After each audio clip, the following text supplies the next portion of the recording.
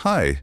The Vietnam War effectively began for the United States in 1954. However, the ongoing conflict in the region had extended several decades ago. Vietnam had been under French colonial rule since the 19th century, and during World War II, Japanese forces invaded Vietnam. After Japan's defeat in World War II, political leader Ho Chi Minh formed the Vietnam-Minh Independence Coalition. The conflict was between North Vietnam, which was under the communist regime, and South Vietnam, which was supported by the United States. Before watching the video, don't forget to subscribe to the channel and activate the bell button to receive all updates. Carlos Hathcock, the legendary sniper of the Vietnam War. Carlos Hathcock is a legend in the realm of military snipers.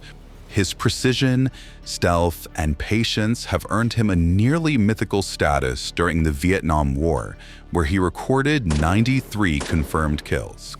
Hathcock was not only renowned for his exceptional marksmanship, but also for his contributions to sniper training and tactics. Who is Carlos Hathcock?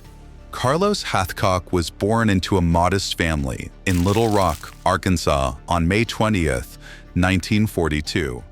Growing up in the rural South, Hathcock's childhood was filled with hunting and marksmanship, which were not just hobbies, but essential skills needed to put food on the table and protect the family farm from rodents and crows. From a very young age, Hathcock spent countless hours outdoors in the woods surrounding his home. Pretending to hunt imaginary Japanese soldiers with a German Mauser his father brought back from Europe during World War II. It was his father who introduced him to firearms, teaching him not only how to shoot, but also how to handle weapons responsibly. Growing up hunting for food instilled in young Hathcock the virtue of patience, waiting for the perfect moment before taking a shot. He learned to remain motionless and silent for hours, even mastering the control of his breathing. He utilized his natural surroundings, blending seamlessly into the environment. These experiences would prove invaluable later during his time in Vietnam. Hathcock became such an exceptional shot that he participated in local shooting competitions, where he quickly distinguished himself as a skilled marksman. He became something of a local celebrity in his hometown, renowned for his shooting prowess. These competitions provided Hathcock not only with a platform to refine his skills, but also with early recognition and confidence, which would motivate him to pursue greater challenges. Enlistment in the United States Marines. Carlos Hathcock was born into a family with a long history of military service. It was his destiny to enlist in the Marines and serve his country. Hathcock was eager to join, and as soon as he turned 17, he made the decision to enlist. During boot camp, Hathcock quickly distinguished himself from his peers and caught the attention of his instructors. After completing basic training, Hathcock was deployed to Vietnam and assigned to serve as a military police MP officer. As an MP, Hathcock was responsible for enforcing military laws and regulations, providing security, maintaining order, and even investigating crimes within the Marine Corps camps. The position required a keen sense of alertness and the ability to respond swiftly and decisively to emergencies, and skills that Hathcock had honed in the backwoods of Arkansas. The role of the sniper in Vietnam. The terrain in Vietnam was vastly different from the environments typically encountered by U.S. Marines. Instead of open fields or city streets, this war zone was filled with dense, mosquito-infested jungles, rugged mountains, and expansive wetlands. Allied forces were not trained to fight in these conditions, and these obstacles rendered the tanks and heavy weaponry, hallmarks of American military strength, ineffective. However, this landscape favored the guerrilla tactics employed by the North Vietnamese and Viet Cong forces, who were adept at blending into the natural environment. and picking off soldiers from concealed positions. In this environment, traditional combat strategies proved less effective. The thick jungle canopy obscured the sun, making it challenging for ground troops to spot the enemy. The muddy, uneven terrain rendered progress agonizingly slow. Military strategists recognized the necessity for a shift in their approach to this war. Instead of running and gunning, this environment demanded stealth and precision. The use of snipers helped to level the playing field for Allied forces and introduced a form of psychological warfare. The ever-present threat of an unseen sniper could evoke anxiety and fear among enemy troops. This is how the role of the sniper became a crucial asset in the Vietnam War. Snipers like Carlos Hathcock could leverage their skills to turn the challenging terrain into an advantage. The years he spent hunting as a child equipped him with the ability to remain concealed in the dense foliage, patiently waiting for the perfect shot. Underestimated value of the sniper at home. During the Vietnam War, snipers were highly valued for their ability to surgically eliminate high-priority targets. This single action could significantly disrupt enemy operations, while posing minimal risk to civilian lives. Back home in Washington, the public and media were more fixated on body counts and territorial changes than on the accomplishments of any individual. The war's depiction in the media and political discourse typically focused on large battles and overall casualty figures, which were more prominent and easier for politicians to use in justifying the war to the public. While snipers effectively removed leaders, diminished enemy morale, and gathered crucial intelligence, these contributions were less thrilling and often went unacknowledged.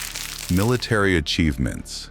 During his deployment in Vietnam, Carlos Hathcock distinguished himself as an exceptional sniper. As news of the lethal American sniper spread through the North Vietnamese camps, his name became legendary. They bestowed upon him the nickname White Feather, due to the white feather he always wore in his hat. Hathcock's superiors were thoroughly impressed with his shooting skills and recognized the potential for utilizing him in some of the most challenging and high-profile missions of the Vietnam War. His reputation as a sharpshooter rapidly grew within the ranks of the U.S. Marine Corps, as he exhibited not only unmatched marksmanship, but also strategic thinking and the ability to remain composed under pressure. One of his most famous missions was taking down an enemy general. To get the shot, Hathcock had to crawl over 1,500 yards of open terrain. He moved only at night, advancing inch by inch. During the day, he had to remain perfectly still and blend in with the surrounding grass to avoid detection by enemy troops.